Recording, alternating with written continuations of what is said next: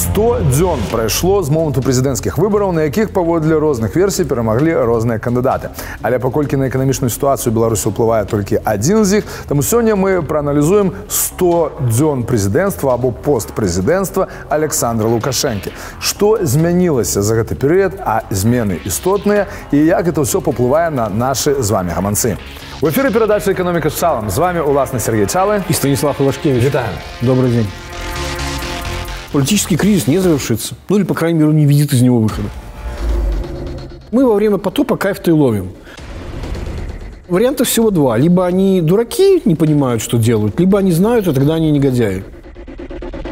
А против цветных революций есть только одно средство, говорит Лукашенко, и это вы ни за что не поверите – интеграция. На пачатку традыцыйна фронтавыя зводкі, апошнія эканамічныя навіны. І адна з важных навінаў – это тое, што беларускі рубель, які нібыта зноў распачаў дэвальвацыю, раптам сваё аслабленне прыпыніў. У чым справа? Я думаю, что ключевым фактором было, что называется, удивительное событие. Объявление Pfizer, фармацевтическим гигантом, о том, что прошли тестирование, и у них появилась очень эффективная вакцина, которая вырабатывает иммунитет таки против коронавируса.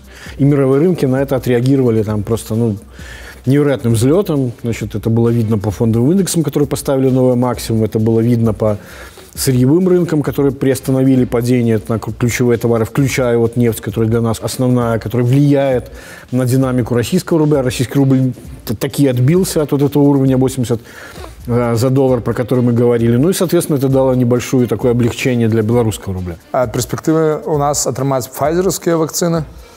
Во-первых, дорого, во-вторых, действительно очень сложно логистически это организовать. И вообще у меня складывается такое впечатление, что меры, которые у нас предпринимаются, они не сколько направлены на действительно борьбу с коронавирусом, сколько на борьбу с негативной картинкой, которая возникает из этого коронавируса. Как сказал Лукашенко на совещании, посвященном этой эпидемиологической ситуации, какие-то частники закупили какое-то оборудование и начинают проводить тесты. И стали псовать нам картину. Абсолютно верно. Давайте, значит, пускай это будут только те лаборатории, которые назначит Минздрав. Мы возьмем это под контроль. Примерно так же, как у нас под контроль берут все остальные вещи, как, например, расследование убийства Бондаренко. До речі, зараз, коли у Америці помінялася влада, поміняється, вероятно, стратегия борьбы с коронавирусом, але самое главное, как это увогуле на экономику повлияет. Вот, это самый интересный момент. Дело в том, что рынки, конечно, отреагировали очень благосклонно на это. Дело в том, что традиционно считается, что, так сказать, разделенное правительство – это хорошо для экономики. То есть, когда, например, президент одной партии принадлежит, а Сенат принадлежит другой партии. То, что сейчас и получится. Обычно в нормальной ситуации это так и работает. Но проблема в том, что сейчас не очень хорошая ситуация. То есть эта страна разделена такой холодной гражданской войной, примерно так же, как и наша сейчас. И сейчас важнее скорее консолидация, чем наличие институализации этих разделений дальше. Потому что опасность того, что они могут вообще не договориться ни о чем, особенно о бюджетном стимуле, который сейчас нужен, она довольно велика. И, в принципе, поэтому я считаю, что реакция рынков сейчас, она была неверной. Это не часто бывает, но это именно так. Я думаю, что весь этот рост, который мы видели по фондовым индексам, по товарам, это скорее такая обманка. В том смысле, что фундаментально, на самом деле, ничего не поменялось. И судя, кстати говоря, по перспективам, например, рынка нефти, от которой, как мы знаем, зависит российский рубль, от которого, как мы знаем, зависит белорусский рубль, то там фундаментально, наоборот, прогнозы, если брать самого энергетического агентства, самих стран ОПЕК, то там они перспективы вырисовываются только ниже, ниже, ниже. То бок надзея Нацбанка на полепшение замежной экономической конъюнктуры у другим полгода. Про Нацбанк очень хорошо, что ты начал именно с Нацбанка, потому что произошло же очередное заседание правления, где приняло решение оставить ставки неизменными, несмотря на продолжающееся ускорение инфляции. Нацбанк, на самом деле, достаточно осторожен в своих прогнозах. То есть он говорит о том, что мы ожидаем ослабление, что ли, остроты этой кризиса, связанного с коронавирусом, примерно во второй половине следующего года, что приведет к возобновлению внешнего спроса, и это позволит экономике белорусской, стать на траекторию, как они называют, устойчивого роста, но это такое стандартное выражение в данном случае. Что здесь принципиально важно? Что Нацбанк считает, что самостоятельный рост экономики без улучшения внешней конъюнктуры невозможен. И это, на самом деле, важный нюанс, потому что правительство считает вообще наоборот.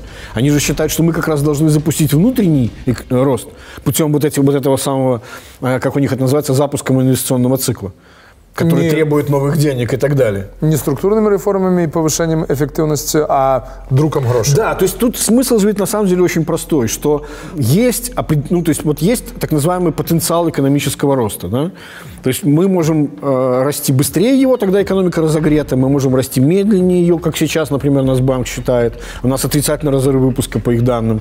Но примерно, если считать этот разрыв выпуска с теми данными, которые есть сейчас, мы понимаем, что в долгосрочной перспективе, по их мнению, перспектива экономического роста – это только примерно плюс процент, плюс 1,5 всего лишь. Тут как раз у нас есть еще и стороннее мнение. То есть не только, что называется, правительство Нацбанком расходится мнение, но есть еще мнение рейтинговых агентств. У нас не так давно, после S&P, еще и Fitch, 2 агентства у нас рейтингуют, значит, по сути дела, приняло то же самое решение. Они оставили рейтинг по-прежнему, значит, B, но снова поставили, так же, как и S&P, поставили его на пересмотр с негативным прогнозом. То есть, скорее всего, понижение, скажем, в ближайшие полгода произойдет. То есть мы, в принципе, недостойны там находиться. То есть они, на самом деле, не видят, в отличие от Нацбанка, вот что меня больше всего зацепило, улучшение ситуации во внешней торговле.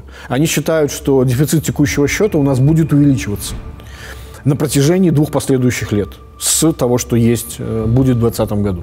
В то время как Нацбанк, наоборот, считает, что ситуация во внешнем секторе будет улучшаться, поэтому давление на рубль будет уменьшаться. Но проблема, как мы уже многократно говорили, не в объеме долга, а проблема стоимостью обслуживания в том, что он на 91% валютный, и в том, что платежи по нему все больше становятся только из заемных денег.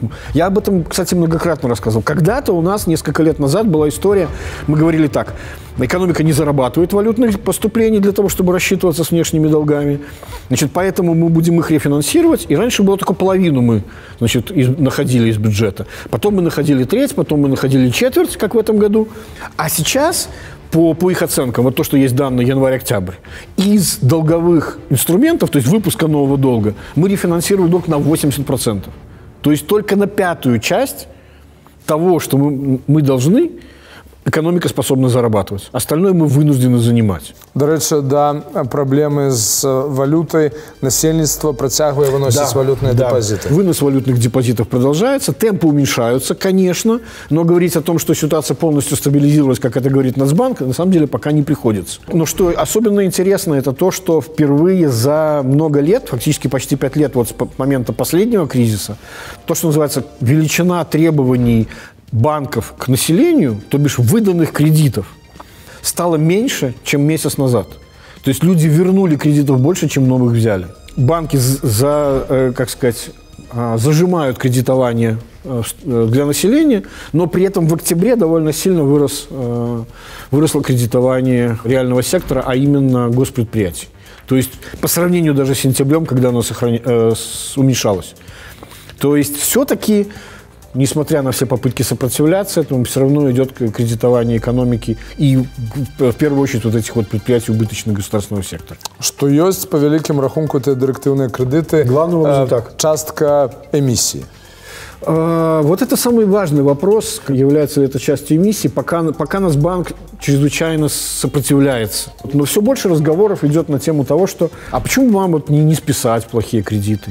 А почему бы там, значит, Нацбанку наконец не перейти к финансированию инвестиционных проектов целевых каким-то образом? То есть, а давайте вы напечатаете деньги так, чтобы они на инфляцию не повлияли, потому что они пойдут на раскрутку конечного спроса, на какие-то важные инвестиционные проекты, которые создадут новые рабочие места, которые сами себя окупят и так далее, и так далее.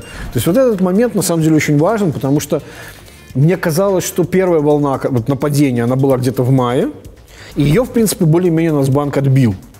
Сейчас, судя по всему, происходит вторая волна атаки, что, в принципе, стоило ожидать. Почему я сужу о том, что вторая волна атаки началась? Потому что действительно практически в экстренном порядке в «Банковском вестнике», это журнал публикаций работ Нацбанка, в свежем номере, который вот в начале ноября вышел, появилась статья, которая, значит, вот разбирает опасность и мифы, теории относительно того, что можно напечатать деньги так, что это не приведет к росту инфляции. Почему она появилась экстренно? Специально в каждой статье можно смотреть. Значит, поступила в печать 24 октября. То есть, ну, буквально там неделя, да, вот, редакторской работы, и все, и она уже в номере. Хотя обычный цикл – это несколько месяцев. 3 месяца – это стабильно. То есть мы понимаем, что ее нужно было воткнуть. Да, как горячий пирожок, понимаешь? Они начинают разбирать все эти мифы. У нас в экономике не хватает денег, она недомонетизирована. Отсюда логика. Денег не хватает, поэтому экономика не развивается, поэтому, значит, там не хватает денег на инвестиции и так далее. Но фокус в чем? Что ведь это все те аргументы, которые уже когда-то были. Вся эта идея монетизации экономики, она уже использовалась. Там идея о том, что именно Нацбанк может напечатать деньги для инвестиций, она уже многократно опровергнута, она в теории опровергнута. Банковская система не создает из воздуха деньги для инвестиций, она преобразует сбережения внутренние в инвестиции. И кризисы начинаются тогда, когда вы финансируете именно инвестиции, когда сбережений не хватает для этого. Таков был кризис 2011 года, таков был кризис 2014-2015 года и так далее. Так у нас не хапае грошей в экономіцы з-за того, што няма дастатковага попыту на іх з боку камерцыйных структур, на нейкія рэальныя праекты. Да. Вот это... А калі іх кідаць в дырэктыўныя крэдыты дзяржпрадпрыемстваў, то это выливается просто в инфляцию, да? Вот именно, так вот это, кстати, очень важный момент. Ты совершенно правильно заметил, что на самом-то деле львиная доля денег в экономике создается путем спроса на них, спросом на кредиты. Это коммерческие банки кредитуют реальный сектор. То есть в конечном счете создание денег, как Нацбанк пишет по их подсчетам, на 97% эндогенны. И любые попытки сказать о том, что а мы вот сейчас придумаем, мы как-то проконтролируем, чтобы эти деньги не пошли там, на валютный рынок, чтобы они пошли на потребительский рынок, ну, чтобы не привели к инфляции или там, к девальвации, да? Это же не работает на самом деле. Даже если вы создадите какую-то систему, где вы точно проконтролируете там целевые закупки, но эти деньги же появятся у тех, кому вы закупили. А они куда пойдут? А им яны не потребны. Вы им просто загадали их освоить, а это значит, что это будет неэффективно, это значит, что это выльется в инфляцию. Конечно, да. И больше того, уже давным-давно известно, что у нас как раз-таки именно, как сказать, периоды низкого экономического роста были следствием периодов вот этих безобразий в монетарной сфере. Когда аккурат была занята Да, например, 12-й, 13-й, 14-й года, вот, ну, до кризиса, когда происходила вот эта самая модернизация. Вот, у нас тогда инфляция была там по 18-16%, а экономический рост был там едва 2 там, и даже ниже. Если бы этот спор происходил где-то там примерно в 11-12 году, я бы еще думал, ну, наверное, люди там учебников не читали, что-то не разбираются. Но после вот всего опыта негативных там примеров, там на самом деле они написали огромное количество вот этих самых аргументов, со всеми поборолись. Но фокус, еще раз говорю, фокус в том, что эти аргументы не новые, они уже опровергнуты практикой, не только теорией даже экономической, но просто вот элементарно практикой белорусской. Так вот, что это? Что это? Это ну, какое-то, я не знаю, там, то есть неведением это назвать уже невозможно. То бок яны ведают, что будет кепска, ты не умеешь настаивать. Чему? Вот. И здесь у меня есть только 2 всего ответа на самом деле, с чем это может быть связано. Ну, первый, на самом деле, он уже частично раскрыт в самом этом отчете Нацбанка. А именно они говорят, там у них есть такой, буквально в самом конце, коротенький абзац, а кому же выгодно вот эти вот политика? И они отвечают на этот вопрос, там есть 2 категории. Первое. Это те, кто будут первыми у кормушки. Вот у штуцера, с помощью которого вот деньги пойдут. Почему? Потому что существует временной лаг, когда, значит, начало печатания денег приводит к безобразию в экономике. Значит, в краткосрочной перспективе, ну, это моя оценка, это примерно 4 месяца, а долгосрочная, у них есть такое хорошее определение, говорит, что такое долгосрочная перспектива? Это когда все экономические агенты изменили ожидания относительно будущего. Так вот, в нашей перспективе, в нашей экономике сейчас долгосрочная перспектива – это 9-12 месяцев. То есть это меньше года даже, долгосрочная перспектива. Вот, и в долгосрочной перспективе получаются гадости. Но есть вот эта задержка, в течение которой получается, что те, кто первыми эти деньги получают, они частично, что называется, приватизируют инфляционный налог, которым государство облагает всю экономику. Нужно понимать, что в данном случае источником внеэкономической прибыли этих людей является именно тот самый инфляционный налог, который, как мы знаем, это всегда было. Основная тяжесть инфляционного налога всегда ложится на бедных людей. Людей, получающих фиксированные доходы, ну, либо пособия в национальной валюте. Второй вариант. Они ведь борются, строго говоря, ведь сейчас не Нацбанк с правительством и не сторонники эмиссий и противники. Мы же понимаем прекрасно, что у нас сейчас все зависит от того, что в голове у одного человека. И они на самом деле борются за доступ к телу и за то, чьи аргументы окажутся более убедительными. Так вот, не предположить ли, что на самом деле эти люди просто пытаются отвечать на запрос, который есть у Лукашенко сейчас. А запрос-то ведь на самом деле не сильно отличается от того, какой он в других областях.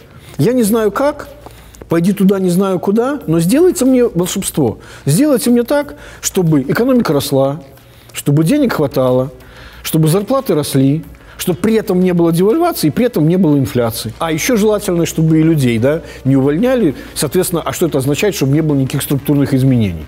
Те люди, які потребують зараз надрукувати гроші, щоб частково погасити короткотермінове наступство з тим, щоб стало потім кепсько, уже ж мають досвід ранейший, і вони, напевно, ж розуміють, до чого це приведе. Чому вони тоді цього потребують?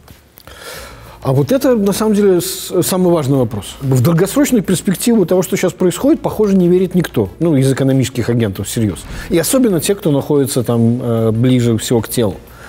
И мы уже на примере отдельных там инвестпроектов, отдельных идей, да, каких-то частных, рассказывали о том, что в ситуации, когда у тебя, ты не веришь в долгую, то у тебя горизонт планирования сокращается, и у тебя появляется такое, то есть это не то, что там против нас, после нас хоть потоп, а это такое, мы во время потопа кайф-то и ловим. Нам нужно урвать вот сейчас и здесь. Хай себе мы поскорим этот потоп, так он все равно будет. Но это пока была речь только про отдельных каких-то таких, вот, ну, скажем, какие-то модернизационные проекты. Дайте нам побыстрее денег, там, мы их хотя бы освоим. Потом Лукашенко съедет, запускает это предприятие, оно не работает. Вот, до речі, опошний приклад с атомной электростанции. Это прекрасный пример, да, конечно, пришлось потом делать хорошую мину при плохой игре, говорить о том, что, ну, мы ее типа планово отключили, хотя всем понятно, что это просто авария трансформаторов высокого напряжения. Это, ну, о чем это? О том, что деньги потрачены, к сроку успели, ну, а дальше как бы уже там не сильно всех что-то волнует. С метро же та же ситуация. Приехал, открыл его, а эскалаторы поломались. Там. Но здесь мы уже говорим не о людях, которые там какие-то частных своих интересах, да, там придумывают какие-то проекты. Здесь мы уже говорим о такой серьезном классе людей, которые готовы идти своими действиями на ускорение, ухудшение ситуации макро для всех вообще, ради того, чтобы вот успеть извлечь какие-то выгоды для себя в виде вот этого же инфляционного налога, в виде того, что ты будешь первым в распределении денег, ты успеешь их еще потратить необесцененными и так далее, и так далее. Вариантов всего два. Либо они дураки, не понимают, что делают, либо они знают, и тогда они негодяи. Ну, яшчэ адна матывацыя можа быць, што яны разлічваюць рана ці позна здушыць пратэсты, вярнуцца да палітычнай стабільнасці, і на той перыяд, пакуль яны здушваюць, нават цаной доўгатэрміновых негатыўных наступстваў, яны спрабуюць кароткатэрмінова ўтрымаць эканоміку ад падзення, каб яна упала ўжо пасля того, як палітычная ситуация стабилизуется. И это, в принципе, был вывод нашей предыдущей передачи. Но за это время же немножко поменялось вводное. Прошло большое интервью Лукашенко вот этим зарубежным СМИ, ну и нашим там немножко, где он же сказал совершенно новую вещь. Он сказал, а вы знаете, а они, скорее всего, и будут продолжать выходить, ну потому что им платят, потому что остались самые убежденные, ну типа и бог с ним. Да, причем питание прогучало глубей, причем от представницы некой державной СМИ, что когда закончится политический кризис. А ответом было, а они же продолжат. Никогда. Что означает, да, политический кризис не завершится. Ну или, по крайней мере, он не видит из него выхода. Это же все методички, это же все проплачено, это же все цветные революции. А против цветных революций есть только одно средство, говорит Лукашенко, и это вы ни за что не поверите – интеграция.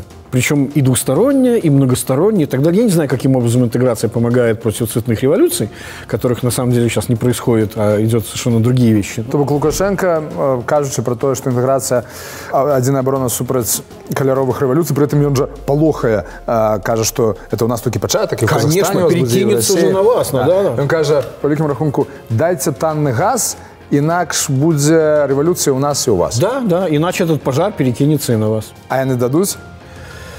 Ну, мне кажется, что уже не работает этот аргумент, что Минск – это только начало. Он, может быть, и работал еще пару месяцев назад, а сейчас, мне кажется, что Россия целиком понимает, что это какой-то длинный, но внутренний процесс, происходящий у нас. Каб не пропустить новые выпуски передачи «Экономика с Чалом», подписывайтесь на телеканал Белсат в YouTube и социальных сетях. с вами был Сергей Чалы и Станислав Ивашкевич. До встречи. Всего доброго.